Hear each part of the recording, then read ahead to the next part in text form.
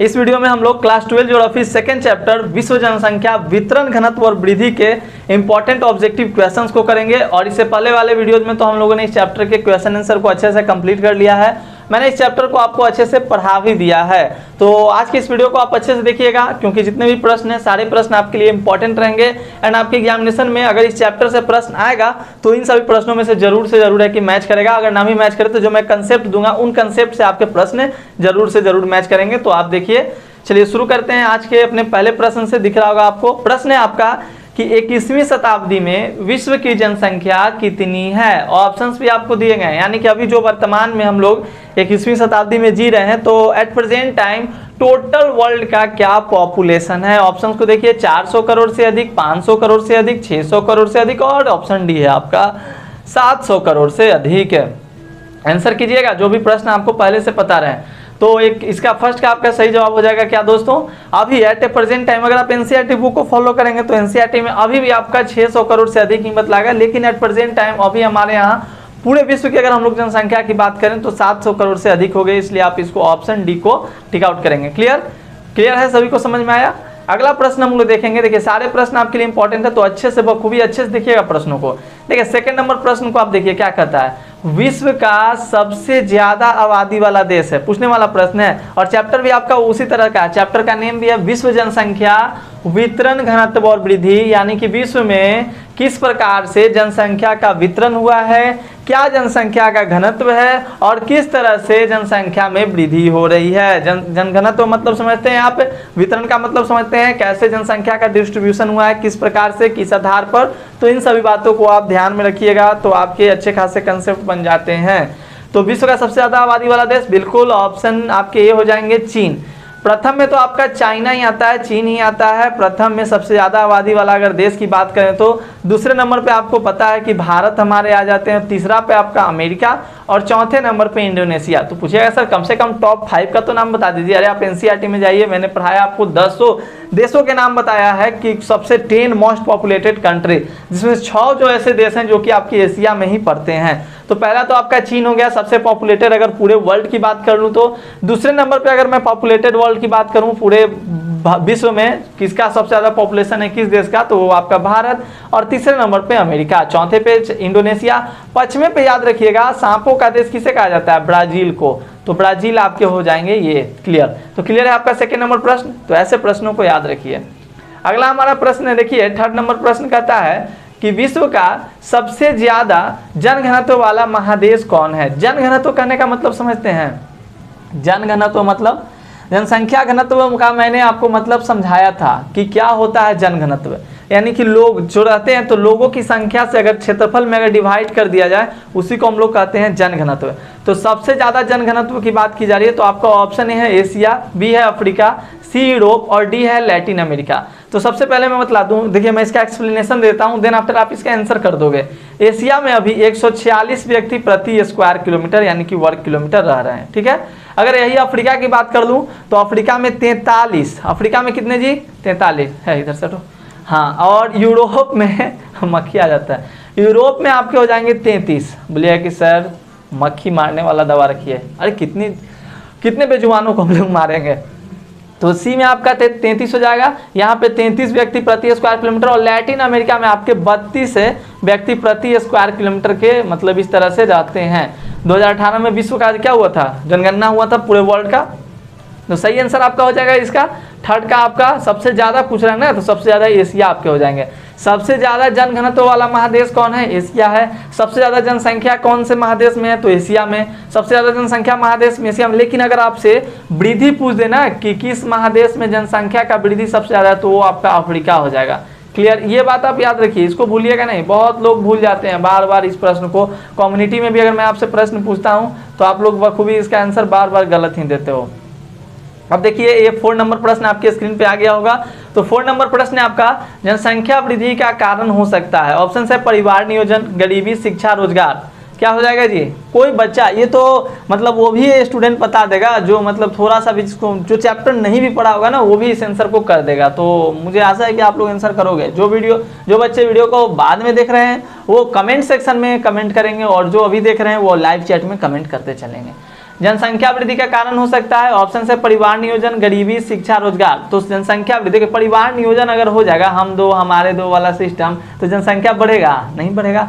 गरीबी, हाँ जी, जनसंख्या वृद्धि का कारण गरीबी हो सकता है, गरीबी के कारण जनसंख्या की वृद्धि होती है। अगर लोगों को अच्छी शिक्षा दी जाए तो वो जान जाएंगे कि किस तरह से हमें पॉपुलेशन को कंट्रोल कर रखना है, ताकि हमारे परिवार का विकास हो सके, ताकि हमारे देश का विकास हो सके। तो शिक्षा आपका जो होता है वो जनसंख्या को कम करने में आपकी मदद करती है। रोजगार जो होता है, अगर ज़्यादातर रोजगार दे तो उससे भी जनसंख्या वृद्धि का कारण हो सकता है। तो जनसंख्या वृद्धि के कारण जनरली आपका ऑप्शन भी हो जाए, गरीबी जो है वो जनसंख्या वृद्धि का एक बहुत बड़ा फैक्टर है, जनसंख्या वृद्धि में अपना अहम रोल अदा करता है। Clear concept. फिर हम लोग बढ़ते हैं अपने 5वें नंबर प्रश्न की ओर। देखिए 5वां नंबर प्रश्न कितना अच्छा प्रश्न आ गया है आपके समक्ष। 5वां नंबर प्रश्न क्या कहता है कि प्रति वर्ग किलोमीटर में रहने वाले लोगों की औसत संख्या क्या कहलाती है? कौन बतलाएगा? बताइए जरा इसका आंसर। प्रति वर्ग किलोमीटर में रहने वाले लोगों की औसत संख्या क्या कहलाती है? तो ऑप्शन है जनसंख्या घनत्व, जन्म दर, अशोधित जन्म दर, इनमें से कोई नहीं। तो प्रति वर्ग मतलब 1 स्क्वायर किलोमीटर में, तो मैंने अभी आपको बताया था ना कि टोटल पॉपुलेशन में अगर आप टोटल एरिया से डिवाइड करते हो, किसी खास क्षेत्र का भी आप ले सकते हैं, तो उसको हम लोग कहते हैं पॉपुलेशन डेंसिटी। पॉपुलेशन आपने क्लास 9th में ये चैप्टर पढ़ा होगा, वर्क वाले में आपने पढ़ा है ना, मोशन वाले, मोशन के 2nd चैप्टर में वर्क एंड एनर्जी जो चैप्टर था फिजिक्स में, कार्य और ऊर्जा। तो उसमें आपको ये घनत्व पढ़ने के लिए मिलता है कि आप एक छोटा सा एग्जाम्पल भी पढ़ सकते हो। उसमें एक एग्जाम्पल रहता है कि छोटी सी सुई को अगर आप पानी में डुबोते हैं तो वो क्या होता है, उसमें डूब जाता है। लेकिन वही अगर केला के थम, अगर बड़ा सा केला का थम समझते होंगे, जो केला का पेड़ होता है उसका जो तना हुआ उसी को केला का थम कहता है, उसको अगर आप पानी में डालते हो तो वो क्या होता है, उसमें डूबता नहीं है। तो क्यों ऐसा होता है? तो घनत्व के कारण। तो वही होता है। तो कह रहा है प्रति वर्ग किलोमीटर में रहने वाले लोगों की औसत संख्या क्या कहलाती है? तो इसको हम लोग कहते हैं जनसंख्या घनत्व, यानी कि ऑप्शन है आपके इसके सही जवाब हो जाएंगे। फिर अगला प्रश्न देखिए आप 6 नंबर प्रश्न को। निम्नलिखित क्षेत्रों में निम्न जनसंख्या घनत्व वाला क्षेत्र कौन है? यानी कि सबसे कम, इसमें कम जनसंख्या घनत्व वाला क्षेत्र कौन सा है, ये आपको बतलाना है। कम जनसंख्या घनत्व वाला क्षेत्र ऑप्शन है यूरोप, लैटिन अमेरिका, उत्तरी अमेरिका, ओशानिया। तो सबसे ज़्यादा ओशिनिया हो जाएंगे। ये जो क्षेत्र है यहाँ पर 5 व्यक्ति, यानी कि 5 व्यक्ति प्रति वर्ग किलोमीटर के हिसाब से रहता है, ये क्षेत्र है। तो ये आप याद रखिएगा। क्लियर? Clear concept. 6 नंबर प्रश्न में आपने कर लिया। चलिए 7 नंबर प्रश्न को करते हैं। प्रवास किस प्रकार का होता है? देखिए प्रवास, माइग्रेशन समझते हैं। माइग्रेशन के बारे में बहुत अच्छा कंसेप्ट भी मैंने दिया है, और आपको जब मैं चैप्टर पढ़ा था उस टाइम भी आपको प्रवास के बारे में समझाया मैंने, उसके डिफिनीशन को बताया। जब हम लोग इस चैप्टर के क्वेश्चन आंसर को कर रहे थे उस टाइम भी आपने पढ़ा। तो इस बात को ध्यान रखिएगा, प्रवास का मतलब होता है जैसे हम लोग आमतौर पे आप अपने अगल बगल का ही ले लीजिए, कोई ना कोई ऐसा होगा ही जो कि आपके यहाँ, आपके अगल बगल में, आपके रिलेशन में काम की तलाश में दूसरे शहरों में गए होंगे, काम कर रहे होंगे। वहाँ पे जनरल सा बात है, आप अगर क्लास 12th में अगर CBSE बोर्ड से होंगे, आप अगर दूसरे बोर्ड में जाना चाहें तो आपको भी एक माइग्रेशन प्रमाण पत्र मिला होगा। तो माइग्रेशन यानी कि प्रवास का मतलब होता है कि किसी मतलब शिक्षा के लिए या कार्य के लिए, या कह सकते हैं कि रोजगार के लिए एक स्थान से दूसरे स्थान पे जाना, इसे हम लोग कहते हैं प्रवास, यानी कि माइग्रेशन कहते हैं। तो किस प्रकार का होता है? तो माइग्रेशन अस्थायी भी हो सकता है, अस्थायी भी हो सकता है, मौसमी भी हो सकता है। जैसे बहुत सारी पक्षियाँ होती हैं, ठीक है, तो जैसे मान लीजिए जो ठंडे प्रदेश में रहना पसंद करती है, तो क्या होता है कि अगर उनके यहाँ जो ठंडे क्षेत्रों में जो ऐसी कोई पक्षी है जो मान लीजिए कि केवल ठंडे मतलब कोल्ड एरिया में रहती है, और उसके यहाँ जब गर्मी का मौसम आता है तो वो क्या करती है, माइग्रेट कर जाती है, वहाँ से दूसरे एरिया में वो अपना पलायन कर लेती है। क्लियर? तो ये बात आप ध्यान में रखेंगे, ये कंसेप्ट आपको ध्यान में रखना होगा। तो प्रवास किस प्रकार का होता है? उपरोक्त सभी आपके हो जाएंगे ऑप्शन डी। चलिए सारे प्रश्नों को, अरे बहुत आसान चैप्टर है जी, अगर आपने मेरे कंसेप्ट को लिया होगा तो सारे प्रश्नों को आप आसानी से कर लेंगे। देखिए 8 नंबर प्रश्न है, लेकिन एक आप लोगों में वहम बना हुआ रहता है ना कि आपने चैप्टर 2 का ऑब्जेक्टिव नहीं कराया, ये सब। हाँ, एक और बात, देखिए अभी आपके एग्जामिनेशन में मात्र बचे हैं 4 महीने, ठीक है, 4 महीने बचे हैं। अभी आपको यहाँ पर बगल में आपको देखने के लिए फिगर मिल रहा है, तो ये मेरा ₹599 का एक क्रैश कोर्स है। मैं इसके बारे में थोड़ा मैं बतला दूँ, क्रैश कोर्स है जिसको आप ज्वाइन कर लीजिए। इस क्रैश कोर्स को आपको ज्वाइन करना अनिवार्य है, चाहे वो कोई बच्चों। मैं फिर कह रहा हूँ, आप देखिए 599 रुपये का मुँह न देखिए प्लीज़, मैं कह रहा हूँ आपसे, मतलब समझ लीजिए, अगर आपको अच्छा लगे तो 599 का मुँह माया मत देखिए। इसमें मैंने 4 जो टीचर हैं वो हायर करे हैं, मतलब आपको टोटल इसमें 4 टीचर पढ़ाएंगे। एक मैं हूँ, मुझे मतलब मुझे मिलाकर 4 टीचर इसमें आपको पढ़ाएंगे, जिसमें आपको जो भी आपका सब्जेक्ट है, एक्सेप्ट उर्दू कोई नहीं पढ़ाने वाला मेरे पास है, तो उर्दू नहीं हो पाएगा, आपका म्यूजिक नहीं हो पाएगा, जो आपका फिलोसफी है वो नहीं हो पाएगा। बाकी जो भी आपके विषय हैं psychology, sociology, economics, Hindi, English, सारे के सारे इसी बैच में इनरोल हैं। तो इस बैच में जो भी आपका सब्जेक्ट रहेगा उसको आप पढ़ लीजिएगा। आप इसको परचेज कीजिएगा तो आपको करीब 8-9 सब्जेक्ट उसमें मिल जाएंगे। जो भी आपका 5 सब्जेक्ट रहेगा आप उसे आसानी से रीड कर सकते हो। उसमें पूरा क्रैश कोर्स है और 100% मेरी जिम्मेदारी रहेगी 420 प्लस मार्क्स की। इतना मैं करता हूँ, 420 प्लस मार्क्स आपके दिलाने हमें हैं। बस ये आपका जो भी प्रश्न पढ़ाया जाएगा, जो भी चीज़ पढ़ाया जाएंगे आपके एग्जामिनेशन में टैली करेंगे, उतना पढ़ाया जाएगा। अगर आपको नए विश्वास है तो आप जाकर देखिए कम्युनिटी में पिछले साल भी हमारे बच्चों ने गर्दा उड़ाया है। तो अगर आप ज्वाइन करना चाहते हैं तो 599 का मुंह ना देखें, आप जाइए पेमेंट कर दीजिए। और क्लासेस 6 अक्टूबर से शुरू होने वाली है। जितना जल्दी पेमेंट कर लीजिएगा उतना आपके लिए अच्छा है। फटाफट से पेमेंट करके आप हमें व्हाट्सएप कर दीजिएगा, नहीं भी कीजिएगा चलेगा, पेमेंट कर दीजिएगा, आप बैच में इनरोल हो जाइएगा। बस क्लासेस को आप कंटिन्यू कीजिएगा और इस बात को अपने दोस्तों में भी शेयर कीजिए। अगर आप अपने दोस्तों को जुड़वाते हैं, अगर हमें संपर्क करते हैं, बतलाते हैं कि मेरा दोस्त जुड़ा है, तो कुछ आपको मैं कूपन कोड दे दूंगा जिससे कि आपको कुछ डिस्काउंट भी मिल जाएगा। तो ये बात भी हो सकती है। वैसे मेरा नंबर है, आप लोग देख लीजिए 9523297596। तो किसी तरह की कोई दिक्कत हो तो जरूर ज्वाइन करें। और मैं फिर कर रहा हूँ, चाहे आप लड़के हो चाहे लड़कियाँ हो, 599 कुछ ज़्यादा नहीं होता है। और ऐसा नहीं है कि मैं गरीब परिवार से हूँ सर, आप लोग यही गलत काम करते हो। क्या होता है, कॉल करने लगते हैं कि सर मैं बहुत ही गरीब परिवार से हूँ, हमसे नहीं बनेगा, हमसे इतना रुपया नहीं बनेगा। अरे आप कर सकते हो, जब आप फ़ोन इतना महंगा रिचार्ज करा सकते हैं, क्यों नहीं कर सकते हैं? आप इतना एफर्ट कर सकते हैं, कीजिए। क्योंकि मेरे पास भी जो पढ़ाएंगे उनको तो पैसा देना होगा, तो इसलिए आपको, और ऐप का भी पैसा लगता है हर चीज़ का। तो आपको 599 रुपये का कोर्स है, आप इसे ज्वाइन कर लीजिए, ज़रूर से ज़रूर ज्वाइन कीजिए। यही मैं आपको रिकमेंड करूँगा। मुझे कोई लोभ लालच नहीं है, लेकिन हाँ पढ़ा रहे हैं तो कुछ तो मेहनत होता है, तो ज्वाइन करेंगे आप लोग। बहुत अच्छा कोर्स है, ज्वाइन कीजिए सभी लोग। तो प्रश्न है, निम्न में से कौन एक जनसंख्या परिवर्तन के कारक नहीं है? यानी कि कौन ऐसा जो है जो कि पॉपुलेशन को चेंज नहीं करता है? जी ऑप्शन देखिए, प्रवास, आवास, जन्म, मृत्यु। क्या हो जाएगा इसका सही जवाब? आंसर करेंगे सभी लोग, मैं तब तक इसको मिटा लेता हूं। तो क्या आ जाएंगे इसके सही जवाब? कौन जनसंख्या परिवर्तन के कारक नहीं है? प्रवास, आवास, जन्म और मृत्यु। तो ऑप्शन बी आपके आवास जो है वो जनसंख्या परिवर्तन के कारक नहीं। आपको पता है प्रवास यानी माइग्रेशन, जन्म दर, मृत्यु दर जो होते हैं वो जनसंख्या परिवर्तन के मेजर फैक्टर्स हैं। तो मेजर फैक्टर्स आपको ध्यान देना है। और वैसे भी मैं कोई ख़राब नहीं पढ़ाता, अगर आप ज्वाइन करोगे तो अच्छा ही आपको लगेगा, ये तो आपका पूरा है विश्वास है। और पुराने बच्चों को मैंने इसी बैच में इनरोल कर दिया क्योंकि हिस्ट्री वाली क्लासेस पूरी नहीं हो पाई थी उस बैच की, और ज्योग्राफी वाले भी क्लास अभी नहीं पूरी हुई क्योंकि उसका ड्यूरेशन था 5 महीना, अभी मात्र 1 ही महीना हुआ था उस बैच को लॉन्च किया। तो मैंने उस बैच को भी इसमें मिक्स किया। तो जितने बच्चों ने उस बैच को इनरोल किया था वो सारे बच्चे इस क्रैश कोर्स वाले में आ गए हैं। तो अप्रोक्स अभी उसमें समझिए कि 80-90 बच्चों का एडमिशन ऑलरेडी उस बैच में हो चुका है। तो आप लोग भी जल्द से जल्द उस बैच में एडमिशन ले लीजिए, जो भी स्टूडेंट हैं। 599 का कोर्स है, ज़्यादा महंगा भी नहीं है, आप इसे अफोर्ड कर सकते हो क्योंकि आपको 5 सब्जेक्ट दिया जा रहा है। तो करीब 105-106 रुपये के आसपास आपका खर्च पड़ेगा, 110 रुपये के आसपास। तो मुँह नहीं देखना, आपको ज्वाइन करना है। हिंदी की तैयारी हमारी जिम्मेदारी, इंग्लिश कराऊंगा, आपके जो भी सब्जेक्ट हैं वो सारी चीज़ कराऊंगा। तो जरूर से जरूर उसको ज्वाइन करेंगे आप लोग। 9 नंबर है, बिल्कुल मैं फोर्स कर रहा हूँ कि आप उसे ज्वाइन करो। बेहतर रहन सहन, शिक्षा और स्वास्थ्य उदाहरण है। तो प्रतिकर्ष कारक, अपकर्ष कारक, ए और बी दोनों या इनमें से कोई नहीं। 9 का सही जवाब क्या हो जाएगा? तो प्रतिकर्ष कारक, अपकर्ष कारक, ए और बी दोनों इनमें से कोई नहीं। बेहतर रहन सहन, अगर आपको अच्छी रहन सहन मिल रही है, जैसे मान लीजिए मम्मी पापा के घर में कितना अच्छा हम लोग को रहन सहन मिलता है, तो वो क्या होगा, आप वहाँ से भागना चाहोगे। तो आपको पहले से यहाँ भली भांति परिचित हो। प्रतिकर्ष का मतलब क्या होता है कि मतलब हम वहाँ नहीं रहना चाहते हैं। अपकर्ष का मतलब होता है कि जो हम जिसके प्रति अट्रैक्ट होते हैं, जैसे आप मेरी वीडियो के प्रति अट्रैक्ट हो रहे, तो आप अपकर्ष अट्रैक्टिव है मेरे प्रति। तो ये आपका ऑप्शन भी आपका हो जाएगा। बेहतर रहन सहन, शिक्षा और स्वास्थ्य किसके उदाहरण हैं? तो अपकर्ष कारक के। ये आपके क्या हैं? तो अपकर्ष कारक हैं, अट्रैक्ट करता है। ठीक है, पुश और पुल फैक्टर समझते हो ना, वही कहानी तो है यहाँ पे। देखिए 10 नंबर प्रश्न है आपका, प्रतिकर्ष और अपकर्ष कारक उत्तरदायी है। जो आपके पुल एंड पुश फैक्टर जो हैं वो आपके, वो किस चीज़ के लिए उत्तरदायी हैं? ये प्रश्न आपसे पूछता है। प्रवास के लिए, भू निम्नीकरण के लिए, वायु प्रदूषण के लिए या गंदी बस्तियों के लिए? तो प्रवास के लिए। प्रतिकर्ष और अपकर्ष कारक क्या होता है? प्रवास के लिए। जनरली आप इस चैप्टर में इसके बारे में पढ़ते हो। क्लियर? समझते चलिएगा, सारे प्रश्नों को समझते चलिएगा। अभी जस्ट कुछ दिन पहले मुझे बहुत ज़्यादा मतलब तबीयत में खराब था, फीवर, सभी को होगा कोल्ड, तो जिसने मतलब मुझे थोड़ा पतला दुबला कर दिया है। तो हालांकि इस सभी से क्या मतलब, आपको कंसेप्ट से मतलब। 11 नंबर देखिए तो प्रश्न, निम्नलिखित में से कौन सा प्रतिकर्ष का कारण नहीं है? जलाभाव, बेरोजगारी, शैक्षणिक सुविधाएं, महामारियां।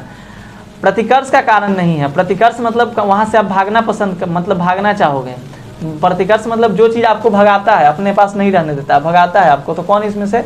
जल अभाव। अगर पानी की कमी देगी तो आप भागना पसंद करोगे, यानी कि ये तो भाई है प्रतिकर्ष का ही कारक है।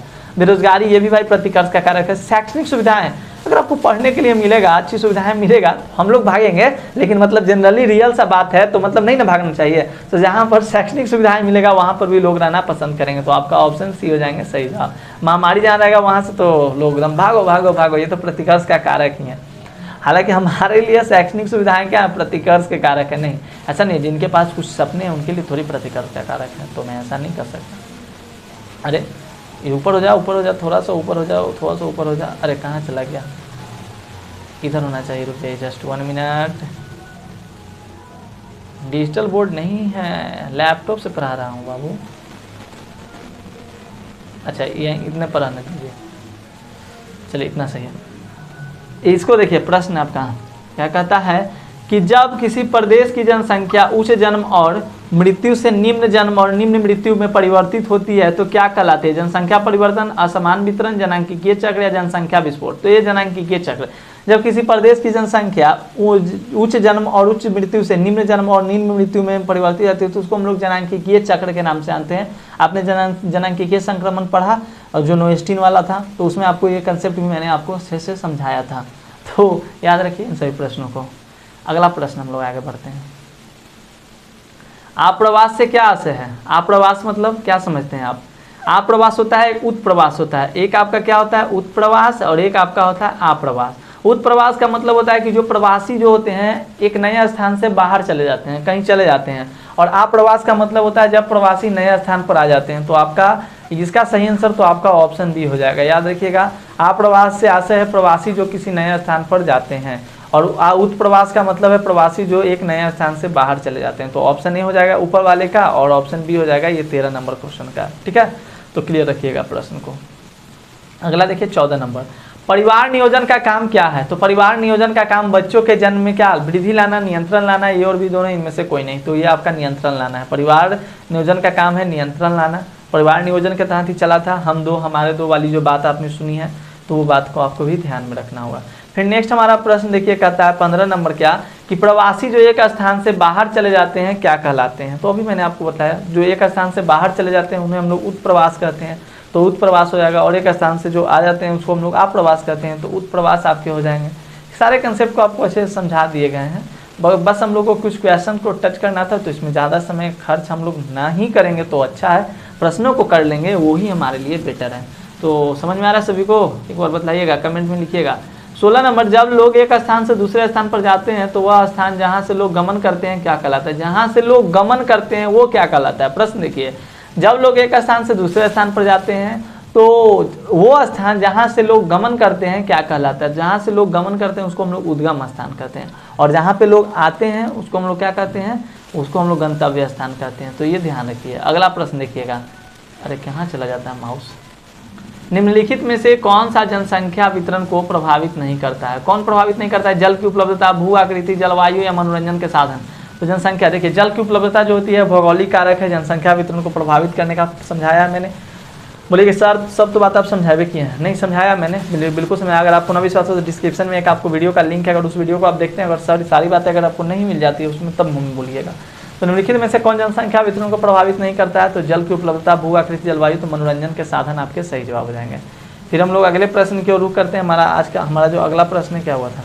हमारा जो अगला प्रश्न देखिए, प्रश्न संख्या 18 क्या कहता है कि 2011 की जनगणना के अनुसार भारत की जनसंख्या लगभग कितनी थी? देखिए 2011 की जनगणना के अनुसार भारत की जनसंख्या तो 135 करोड़। 135 करोड़ अब तो 700 करोड़ के आसपास पहुंच गई है। तो 700 करोड़ क्या, मतलब 700 करोड़ थी तो मैंने कम कह दिया ना, अब तो 140-145 करोड़ के आसपास पहुंच गई होगी जनसंख्या। तो 2011 की जनगणना के अनुसार भारत की जनसंख्या लगभग कितनी? तो 135 करोड़ हो जाएगा। और जनसंख्या का जो इस में जो रीजन ज़्यादातर होता है, कम उम्र की शादी हो जाता है, लोगों में शिक्षा की कमी हो जाता है, तो इन सभी के कारण जनसंख्या वितरण जो होता है वो ज़्यादा होता है। तो आपको इस चैप्टर में विश्व के बारे में पढ़ना था कि विश्व में किस तरह से जनसंख्या का वितरण हुआ है, उसी पे ज़्यादातर आपको इसमें फोकस करना था। तो 19 नंबर प्रश्न हम लोगों ने बखूबी अच्छे से इस चैप्टर को पढ़ा भी। 19 नंबर प्रश्न जरा देखिएगा, समझने का भी इसको प्रयास कीजिएगा। ये मेरा माउस इधर से उधर चला जाता है।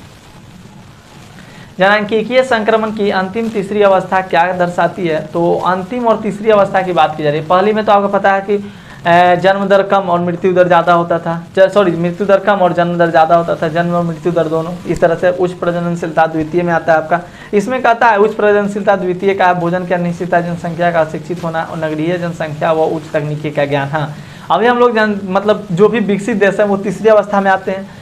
तो कहता है कि जनसांख्यिकीय संक्रमण की अंतिम तीसरी अवस्था क्या दर्शाती है, तो जनसांख्यिकीय संक्रमण की अंतिम और तीसरी अवस्था नगरीय जनसंख्या व उच्च तकनीकी ज्ञान को दर्शाती है। जो अभी जनरली हम लोग, जैसे आप डिजिटली पढ़ रहे हो, तो अभी हम लोग विकसित नहीं हुए हैं लेकिन विकासशील हैं, लेकिन जो भी विकसित देश हैं वो आपके तीसरी अवस्था में फुल्ली वो आ गए हैं। ठीक है, अगला प्रश्न देखिएगा 20 नंबर क्या कहता है कि जनसंख्या संक्रमण की किस अवस्था में जन्म दर मृत्यु दर से अधिक होती है। किस अवस्था में जन्म दर मृत्यु दर से अधिक होती है, किस अवस्था में जन्म दर मृत्यु दर से अधिक होती है, तो ये आपका प्रथम अवस्था। अभी मैंने आपको ऊपर में इस प्रश्न का आंसर भी शायद बोल भी दिया था, तो आपको याद भी होगा।